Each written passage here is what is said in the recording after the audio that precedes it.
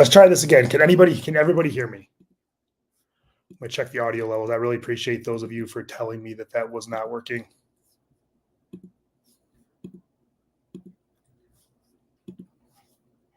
Okay, audio's working great. All right, so let's start from scratch. I really appreciate those of you that waited. Let me fix the camera a little bit so we can get a better view. All right, thank you again, and I really appreciate your patience. The camera adjusted.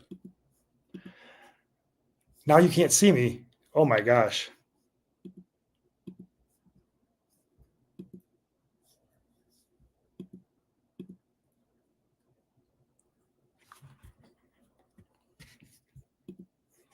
Can you see me now?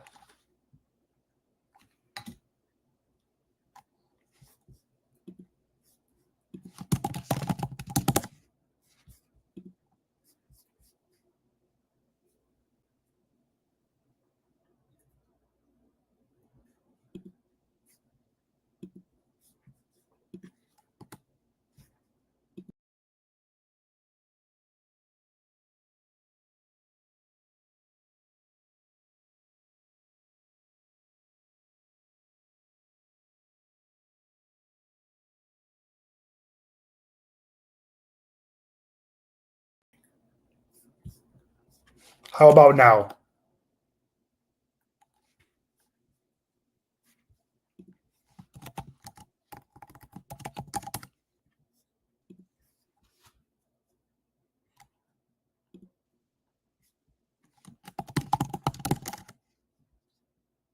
All right, thank you. Apologize for that. Thank you all for sticking around. Sometimes technology is just its own thing. Tonight, Mike, we're going to talk about some mistakes too. Everybody makes mistakes, but tonight I'm going to try to save you some when purchasing a new home, whether it's in Northern Michigan or really anywhere. I think a lot of this advice will translate over. Just before we hop into it, spent the entire day today recording content at Boyne Highlands, which is my favorite place to ski in Northern Michigan. So due to the support that you guys have given me, we have a ton of great videos coming up. Most of the videos, as you know, whether you're a new subscriber or this just popped up, or you're a subscriber, this just popped up on your feed. Most of the videos I record are right here in the studio in downtown Petoskey, but we're starting to venture out and in an attempt to give you an idea of what it's really like to live in Northern Michigan, the good, the bad, the ugly. We're going on location more. That way you can sit in your living room in Texas, Florida, Southern Michigan, Grand Rapids, and see exactly what it's like to live in Northern Michigan. And one thing I strive to do is give you the honest truth about what it's like to live here. That way you can make the right decision for you. Northern Michigan is not for everybody, but most of the people or all of the people that I've helped relocate here have never regretted it. So I'm just here to help you decide if Northern Michigan is a place for you or not, or maybe you'd be happier somewhere else. But either way, I want you to be happy and comfortable with your choice.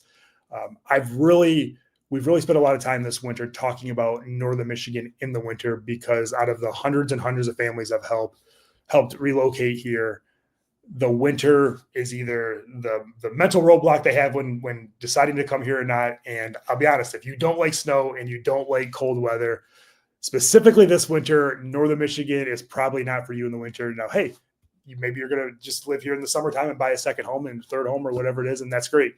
But if you're thinking about relocating to Northern Michigan, what are winters like is probably one of the first questions you're going to ask. So we're doing a ton to add as much content as possible to tell you exactly what it's like to live in Northern Michigan in the wintertime. Because before we know it, I said this when I was on mute a second ago, we're halfway through the winter. We've got 2 months behind us, 2 months ahead of us.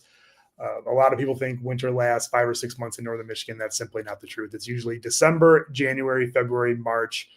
Now, yes, sometimes we get snow in November. Yes, winter hangs on into April a little bit. But for the most part, those are the 4 months of winter. So we're at the halfway point, whether that's good, bad, or ugly. That's simply what we're dealing with. And that gives for those of us that ski or snowboard, that gives us a short window left to enjoy those hobbies. And look, today I was on the ski hill recording and it was 40 degrees. The sun was out.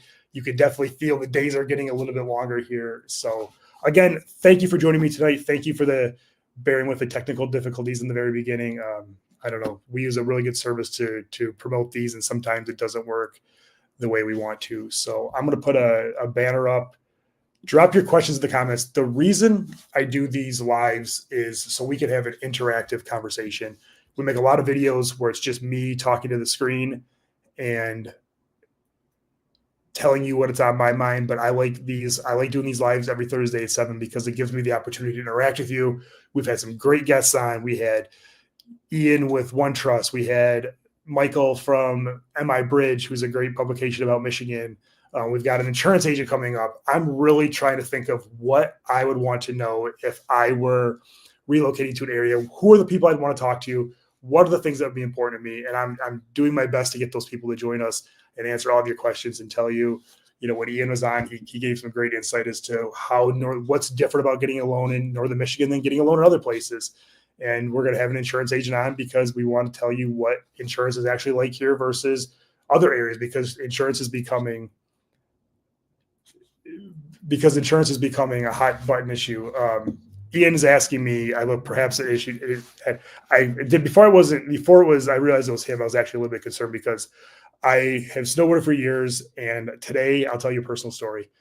Today, I took probably one of the hardest falls I've ever taken in my life. It was, Duan was recording me. We were going from one hill, trying to go over to another lift just so we could get to another part of the mountain. And the groomer had just come through. And if you're familiar with skiing, when a groomer comes through, it creates like ridges on the ground, which is great. It's a great way to smooth out the snow. It's a great way to make it pretty. It sort of revitalizes it. And we're super grateful for the groomers. But if you know anything about snowboarding, you really rely on your edges. And there are two things that don't go together. And that is a snowboard edge, speed, and a ridge that is unstoppable. So luckily I survived it. I could be here today. I'm going to release that video because I just want to show you guys the lengths I go through to make content for you. So thanks again for bringing that up. And I'm definitely glad that I survived and I can talk to you guys tonight. So again, I want this to be interactive. Ask any questions you want, comments. If there's anybody that you think that might find value from this content, please ask them to share, hit the subscribe button. I can't believe the support we've had this year. I think I started the year with, a couple hundred subscribers, which I thought was good back then. And now we're way past 1,000, closing in on 1,300. My prediction is we'll probably be at 2,000 soon. And I couldn't do that without you. And also I've got to meet a lot of you. I get texts, emails, Facebook, Instagram messages from questions. I've had people ask me questions about buying a house in places that I don't service, and I'm happy to help. So again, super grateful for the community. Make sure you drop questions in the comments as we go along. And without further ado, I'm going to get into the material tonight. Everyone makes mistakes, but you don't have to, especially when it comes to buying a real estate in Northern Michigan or anywhere. So tonight we're going to go through a couple of the mistakes that I've seen people make that I want to prevent you from, or at least have a conversation around. So without further ado, let's get into it. Let me hide this banner so I can.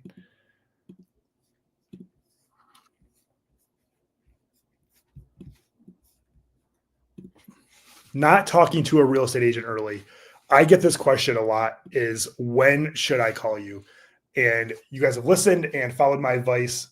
I would say as soon as you get to the point where you have questions that you don't think Google or ChatGPT or wherever you search for information can answer, and that can be super early in the process, that can be the day before you're ready to look at houses, and that's really, I think that's a personal question, and it's 100% up to you. The earlier the better, and usually it starts with, there's a couple of different variations of the questions I get. Sometimes I get people, and we've sold houses to people who have no idea where Northern Michigan is. They just heard, it's a great place to live, or they had a friend tell them about it, and they just took the leap of faith. And I'll be honest, that scares me a little bit, but none of them have regretted it so far. None of them have called me to resell their houses. So I'm glad it worked out well for them. Call an agent, whether it's me or another agent, as early as possible. That way, and again, this is a good example of the reason I make these videos, is to try to answer as many questions as I can without you actually having to call the salesman. Again, you're more than welcome to call me, but I'm hoping that if you watch a number of these videos, you're going to get a lot of the questions answered that you might have had. And I think that's why a lot of, our videos are getting a lot of views, and people are definitely, checking out. But make sure you talk to a real estate agent early. Another mistake I see people make is having too broad of search parameters. Now, this doesn't bother me specifically. I don't care if you buy a house. Honestly, to me, I don't care where you buy a house. As long as you're happy, that's great. We often get a lot of people that call us because they want to move to Michigan. And they're not specific if it's, we had somebody call us the other day that brought up a town that from one of our videos that brought up a town that I had never heard of. And when I looked on the map, it was 4 hours away. And they said, we're open from that to the UP, and which is fine. It is very hard. And I found this with people who have had this approach is it's very hard to zero in on an area when you're looking at too broad of an area. Now, there's nothing wrong with saying, I'm thinking about Traverse City or Petoskey. We have that conversation, it seems like every day, or, Charlottesville or Boyne City or Petoskey or Harbor Springs, or even, the middle of the state of Northern Michigan, because I've got family in Northern Michigan. I've got family in Midland, and I want to be by one of them. Sorry. It just makes it hard because I don't know how you determine which one of those areas you like better if you're starting with that broad of an approach. So make sure when you're searching for houses that you dial it in a little bit, and just for your best experience, have some idea of where you'd like to live, whether it's from touring or just doing research or watching my videos or other videos to help you decide where you want to end up. So make sure you have as finite of an area as possible. Ian's going to love this one, not talking to a local lender. This used to be, believe it or not talking to a local lender used to be my number one. But the problem is, if you've went online, I spilled a little bit of my Waterloo. The problem is, if you go online, and the reason talking to a realtor climbed the list ahead of talking to a local lender is this. If you go on the internet and you just look up a lender, you're going to get put into the pipeline of everybody that buys mortgage applicant leads, and you're going to get calls nonstop all day. And whether it's me or somebody else, every good realtor, whether it's in Northern Michigan or anywhere, has a relationship with a lender or multiple lenders that are going to know the local processes. They're going to know the local programs. And again, when we had Ian on a couple of weeks ago, there are things that he knows about Northern Michigan. There's so many intricacies, like anywhere, but things like site condos. There are lenders, national lenders that don't know what those are. The RD loans, the VA loans, just the specific types of loans for the specific type of property styles. You really need a local lender. And if it were me, I would call a realtor that has a relationship with a local lender, because they've worked with this person all the time. And people think that I promote our local lender because I get some sort of kickback or some, something for doing so. And it's not. It just helps me control the process. And helps me make sure that you have a good experience. Because if we work with the same title company, the same lender, a couple lenders, the same home inspectors, the same surveyors, I know that when I turn you over to one of these vendors, that they're going to give you a good experience. And if you've watched me for any length of time, you know that giving you a quality or very high quality experience is something that's incredibly important to us. So again, that is, if you have a realtor that's willing to vouch for a lender, before they're going to do that, they're going to know that lender is going to take good care of you. So food for thought there.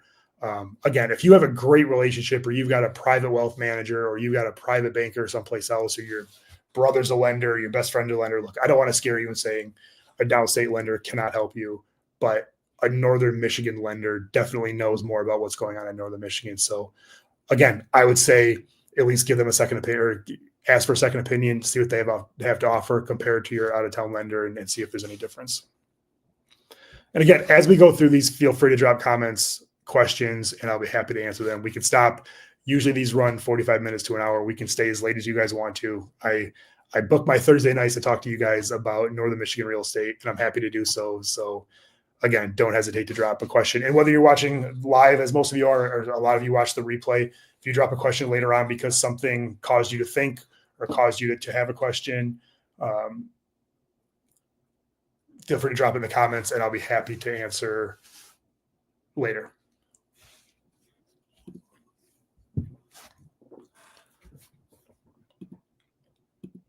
Limiting your search based on schools. There are people that come here that want, they heard on the internet or they heard someplace that Boyne City has great schools, Petoskey has great schools, Harbor Springs has great schools, but there are a lot of places here that have great schools. And just setting your search based on one school district because you've heard that specific school district is great. Now, if you have a personal reason or you know someone that went there or you like a particular coach or something like that, that's great. But we have a lot of high quality schools in Northern Michigan, which is one of the reasons I think so many people, I always say there's a couple of reasons people relocate to Northern Michigan. One is the schools for families. The other is quality healthcare for retirees. And those two segments of the population make up a large group of the people that relocate to Northern Michigan. And I think anytime you have a community that has great schools and great healthcare mixed with low crime, no pollution, natural setting, you're going to have the secret sauce to a great area to live. And I think that's what's really drawing a lot of people to Northern Michigan.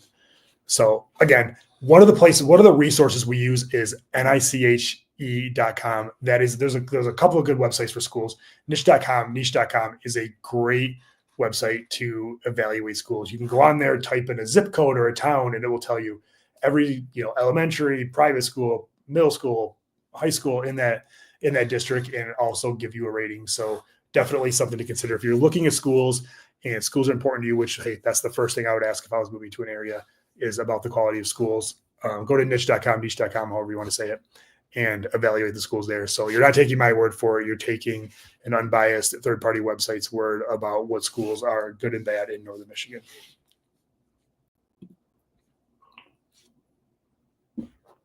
Again, make sure you're dropping your questions in the chat as we go.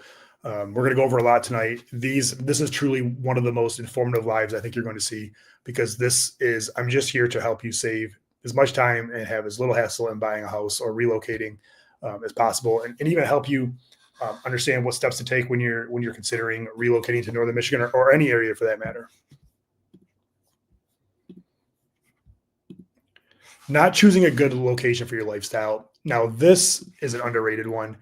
One of the first, if you're able to, one of the first things that I would do if I were relocating to a new area is come and spend the weekend and tour it and really pay attention to how you see yourself living. Now, if you play pickleball 3 days a week, you're going to want to be close to a pickleball facility. If you know that you're an avid skier and you want to be close to the ski hills, making sure you buy a house close to the ski hills. If you want to boat, maybe you don't want to pay the money to live on the water, but you want to live close to the water, is there an access where I can put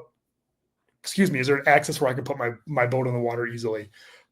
Are you going to the doctors often? Are you taking your kids to school often? Do you want to live closer to the school versus farther away when you're making that trip 2 times a day? Or does the bus pick up here? Those are the kind of questions. This is what number this is, number 5. This is probably my favorite one, because when you're moving to Northern Michigan, it's cliche and I say it all the time, but you're not buying a house, you're buying a lifestyle. And I want you to make sure that when you move here, you're able to live the Northern Michigan lifestyle to the fullest, whatever that means for you, whether it's walking to Chandler's downtown Petoskey or it's living in the country where you never see a neighbor or someplace in between. I want to make sure that you find a house here that lets you live the vacation lifestyle in Northern Michigan. So that is a super important one. I'm going to hop in here and ask a question real quick. This may be a random question, but how often do the city, county do school? I've lived in. Oh, that's actually not a random question. Oh, that's a great question. I will tell you this. I experienced this 2 days ago. Yeah, not 2 days ago. Yesterday, we got a lot of snow. The whole area got a lot of snow, and the main roads were perfect. The back roads, they come out a little bit later. The plows go on there a little bit later. What I would say is what's interesting about, these counties, especially Emmett County or Sheboygan County, Otsego County, Grand Traverse County, these counties have a big budget for snow maintenance, meaning they've got tons of plow trucks, they've got tons of sand, they've got tons of salt. It's just the short answer is you're not going to have to worry about it. They plow the streets as often as they need to be plowed. In fact, I was actually just talking to a friend of mine that lives in Bay Harbor, and she said that they have a private company that plows their driveway, and that company comes twice a day sometimes when it really snows. So when the winter comes in northern Michigan, we're prepared for it. We've got the infrastructure, they've got the trucks, they've got the workers. They do a great job making sure we all stay safe.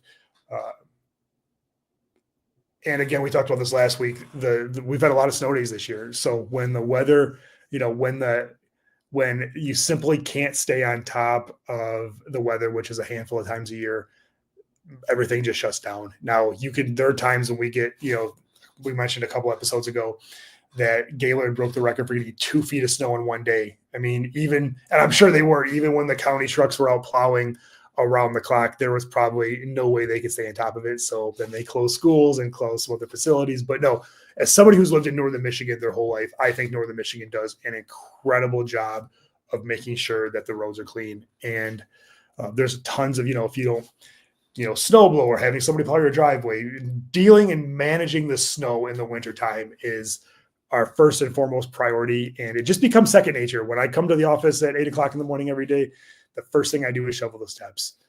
The city's out plowing the sidewalks. Yep. Ian just said our HOA is a 300 year that covers. Yeah, that's a good point. There are a lot of HOAs here. Now I know HOAs have, there's a lot of negative thoughts around HOAs. I should do a specific episode just on HOAs because I think they get a bad rap. And in northern Michigan, they're not nearly as bad as I've heard other places. Yeah, a lot of the HOAs here actually have, as part of their dues, not only will they shovel, if you're living in an HOA and there's dues, they're plowing the roads if the county does it. That's just a foregone conclusion. A lot of HOAs have people that, especially the kind of condominiums, they have a lot of people, a lot of the HOAs with condominiums have people that shovel and salt the sidewalks, meaning you don't have to deal with it at all. So that's something if, you get down the path of deciding to move here, do you want to live in an HOA that has somebody that does everything for you so you don't even have to think about the snow besides putting your coat on and making sure you have good tires? Or do you want to do a little bit of it yourself? And I've actually had people move here that said, I was so afraid of the snow, but I found snow blowing to be therapeutic and great exercise. And maybe they're having second thoughts this winter because they've had to do it so much. But definitely not something hard to deal with. So Carla, thank you so much for the questions. That's why we do this. Not visiting different areas. I mentioned this before. If you're not moving to northern Michigan for a specific reason, and look, a lot of people aren't. A lot of people that call me are retiring, work from home. They aren't tied to a specific area. In fact, I had a client who has looked all over. They started looking in the Gaylord, Johannesburg area. They went over to Charlevoix and Antrim County, and a couple of days ago, they went and toured a house in Afton, Michigan, which is where I own a little house, which is a town a lot of people have never heard about.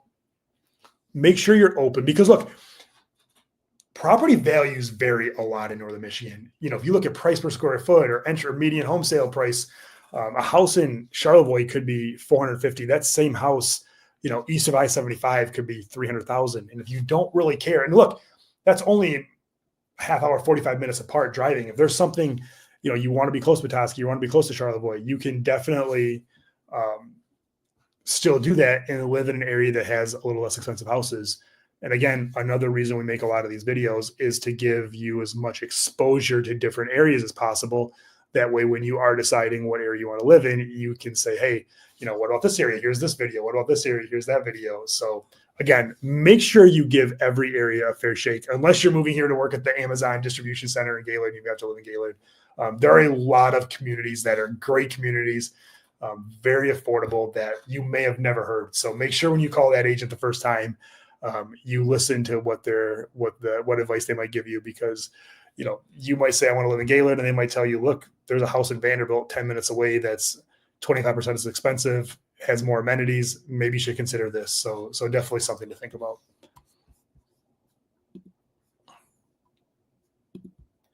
Underestimating your property taxes. Now, this is a big one that we don't talk about enough. When you buy a house specifically, now I don't know, I only know northern Michigan because this is the only place I sell real estate. A lot of these houses, now listen carefully on this one. a lot, because I don't want you to make this mistake and be surprised a year after you buy a house, because this is no fun for everyone. And I'd rather you just know the truth up front. So I'm going to give you a little bit of an insider tip. Maybe you know this, maybe you don't, but this is a valuable one. This is one you're going to want to share with a friend. When you buy a house, say you buy a house that's been in the family for 50 years and their taxable value is capped at 200,000, and you pay, the taxable value is 200,000, meaning the SEV is 100,000, double it. The state equalized value is usually half the market value, half the taxable value.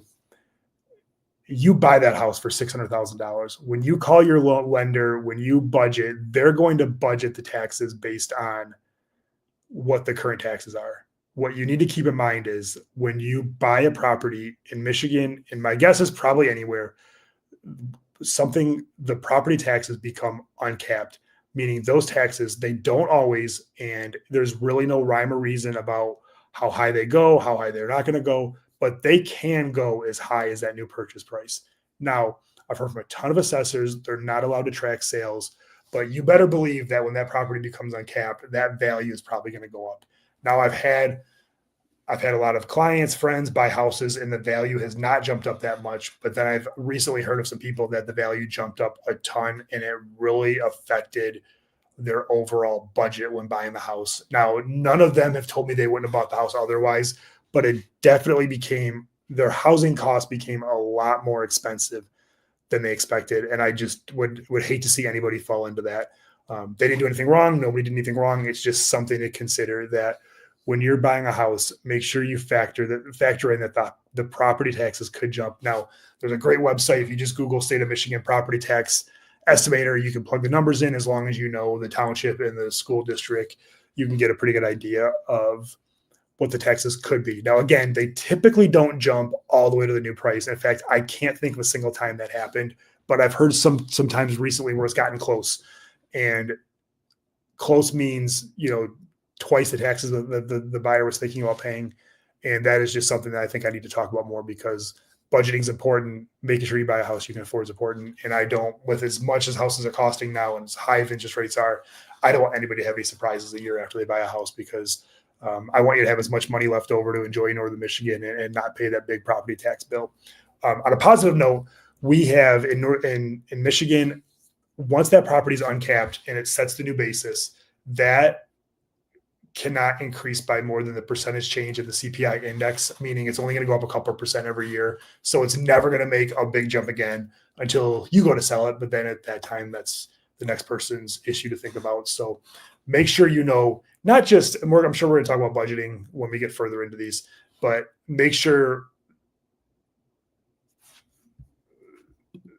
Ian says the hardest part with taxes is estimating future tax. Yeah, if you're building a new house, that's very hard.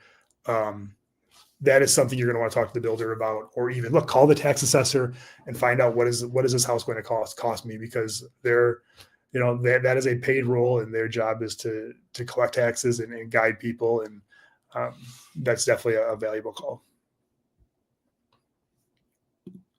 Waiting until summer to shop for a house. This is another good one. We get so many people that either want to wait for the spring market or wait for the summer market. And I often tell them that is such a mistake, because I was on the chairlift today and this lady saw us recording a video, and Dewan told him that I'm a real estate agent, has a YouTube channel. And she asked me, I think we got it on camera. She asked me, when is the best time to buy a house? And I said, the best time to buy a house is when you actually need to buy a house. So for whatever reason, if you found out in July, you've got to move to Northern Michigan by August and you came out of the blue, then I totally understand. That's the summer's the only time that works for you. If you do the timing analysis from the time you start looking at houses, we're finding it's taking people from the time they call me to the time they find a house, the average is 30 days. That's 1 month. Get a house under contract, go through the inspection. Hopefully the inspection, the appraisal, everything goes great. Negotiations go great. You're going to close in 30 to 45 days. Sometimes, because people in Northern Michigan are often relocating to other areas, you have to give possession after closing. And I think this is the reason we're seeing, not only do we have a really busy spring market, but we're starting to develop what I'm calling a pre-spring market, which is right now.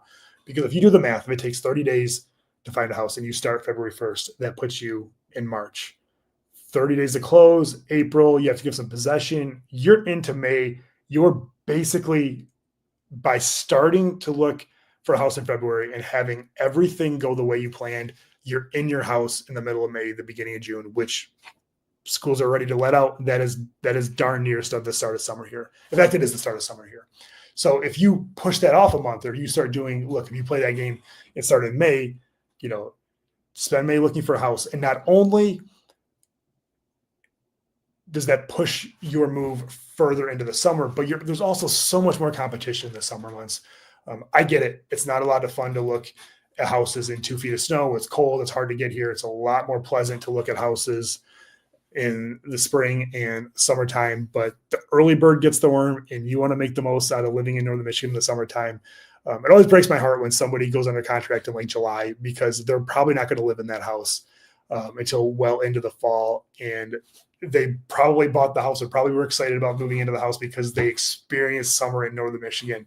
And now they have to wait another spin around the sun before that's going to happen again.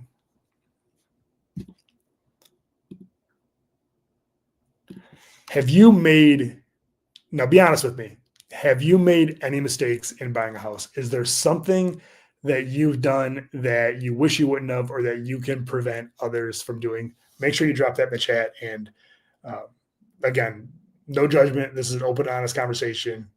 Everybody makes mistakes, but if you can help somebody else from making a mistake, make sure you do so.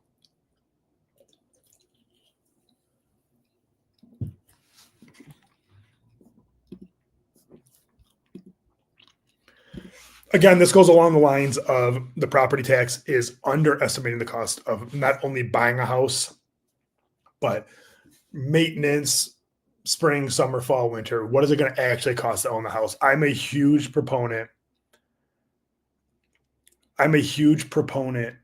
of making sure you buy a house you can afford, because look, you're moving to Northern Michigan to experience Northern Michigan.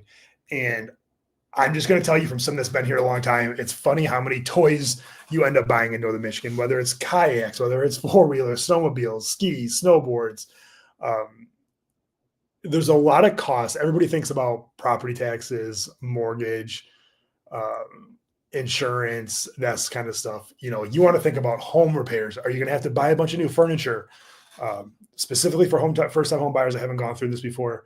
You need to make sure that you are budgeting enough to be able to comfortably afford living in Northern Michigan. And look, I'd rather see you buy a cheaper house that allows you to live more comfortably. You don't have to spend, if you're pre-approved for $500,000 or $800,000, you don't have to spend all that money. In fact, I find a lot of people that are pre-approved $800,000 that buy a $400,000 house because they want to live conservatively. And there's nothing wrong with that.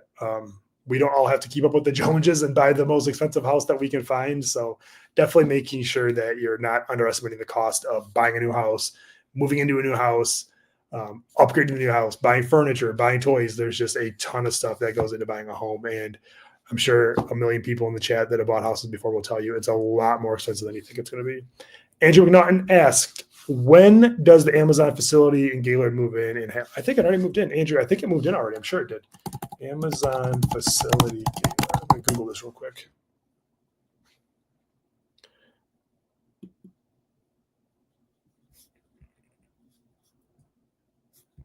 I'm actually going to share this. I'm going to remove this slide 12. Let's see how fancy I can get. Because Andrew asked, let me see if I can do this. Again, we can go off topic a little bit. Amazon Distribution Center opens in Gaylord, bringing new jobs to Otsego County. No thanks. The Amazon has been completed. The facility is 42,500 square feet on 8 acres in the industrial park. On-site manager says operations begin in mid-September. Okay, we had somebody. The reason I thought it had already opened, there's two reasons I thought that they'd already opened. One is we actually sold a house last fall to somebody that was coming here. I don't know exactly what their job was, but something to the effect of they were servicing the Amazon Distribution Center. So yeah, it's open. Also, we have if he was here, I would say this to his face. We have a really goofy mailman who keeps us up to date on all the Amazon happenings. And we've been getting deliveries at the office from Amazon vehicles. So I think it's been open for a while. Maybe they've just been using part of it, but it sounds like it's, as of yesterday, a fully operational. How will it change again? I don't think it will. Andrew, I don't drop in the chat, Andrew. Are you familiar with Gaylord? Because where they built it is kind of in the middle of nowhere. I'll definitely make sure we add that B-roll into a video coming up soon. I don't think it's going to change Gaylord's quiet appeal that much because sure, it's going to be a bunch of new jobs, but I just think it's going to be another there's a lot. I just made a video about this. There's a lot going on in Gaylord. I think this is just going to be kind of it's a big story because it's Amazon, and it's going to change the landscape of getting packages quicker and that sort of thing. I don't think every place that, even in Metro Detroit, they put an Amazon facility where the Silverdome used to be, which is where the Lions used to play. And they're putting these because they need so much space kind of out.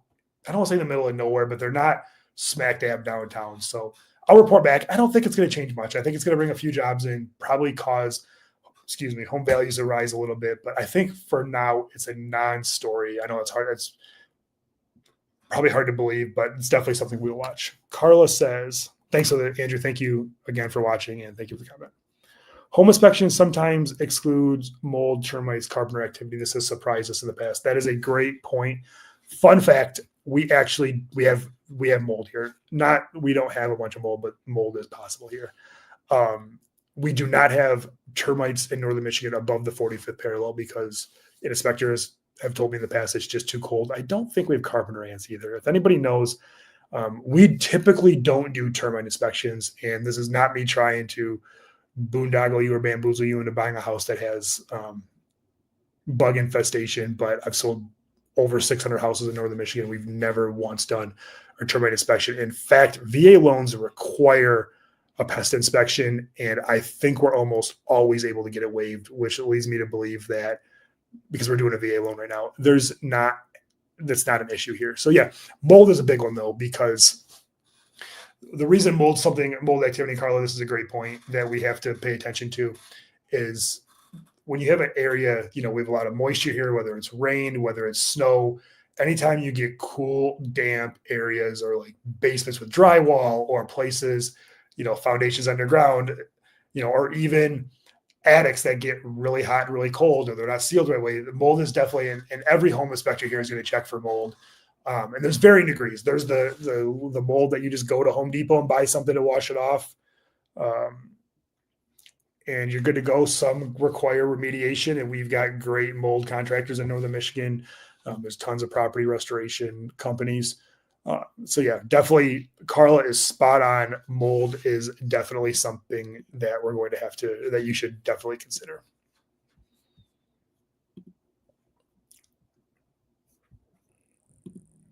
Not budgeting for seasonal home maintenance. Now, if you're finding a trend here, we're talking a lot about making sure that you understand that living in northern Michigan is, the seasonal maintenance, whether, most places you have to cut your grass, but the snow in the wintertime, again, we were trying to state this as obviously and openly as possible.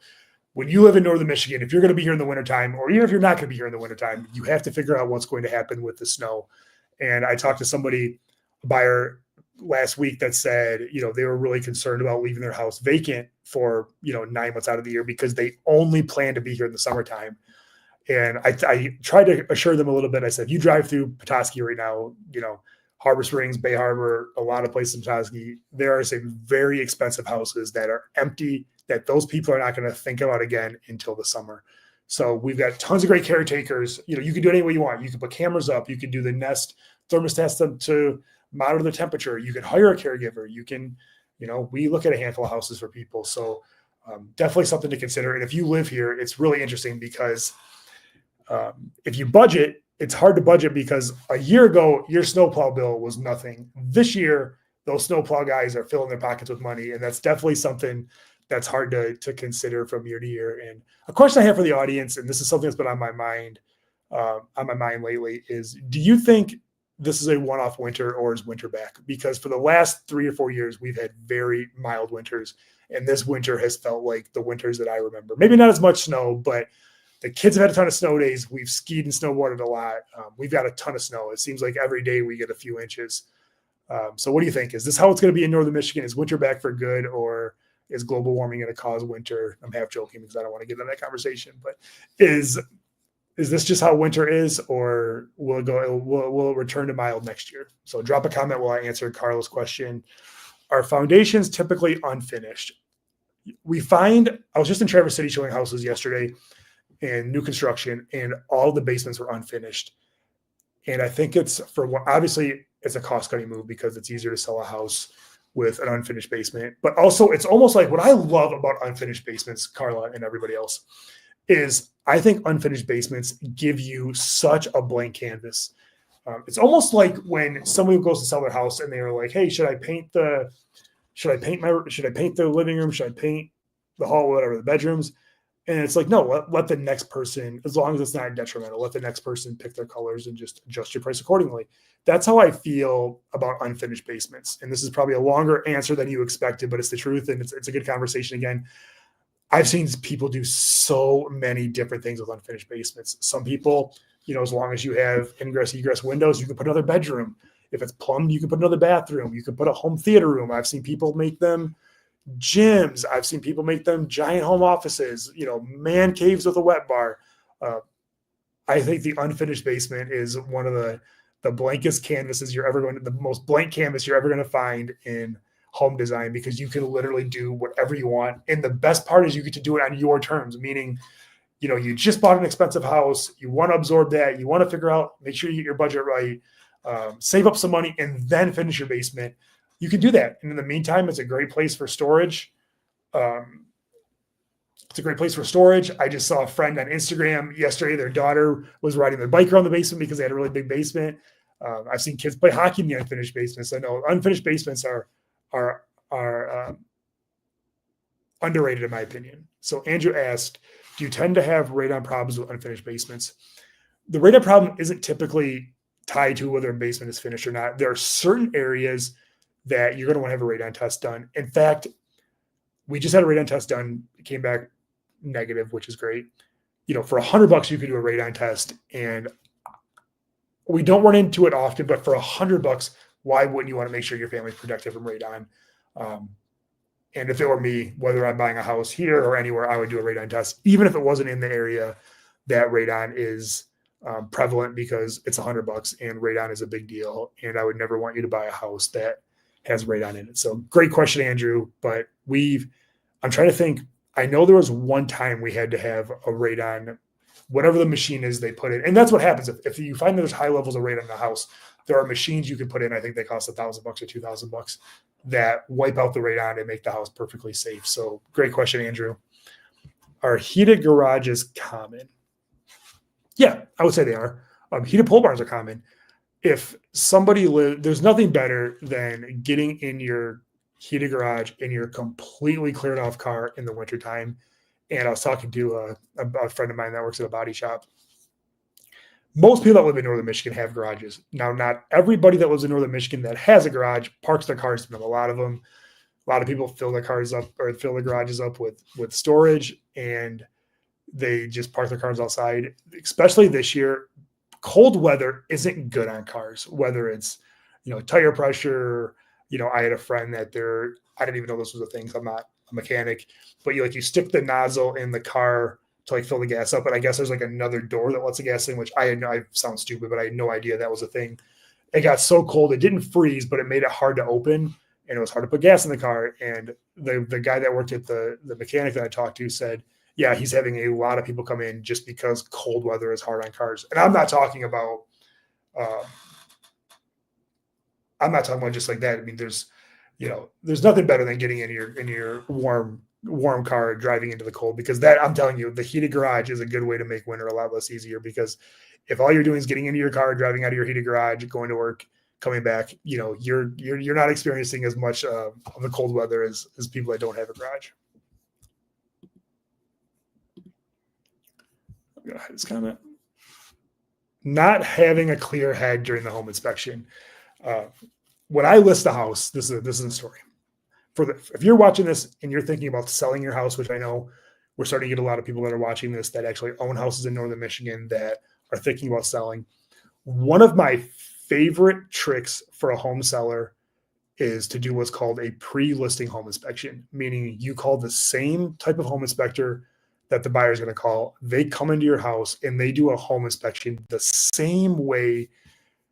They do a home inspection the same way the buyer that's buying your house is going to do it.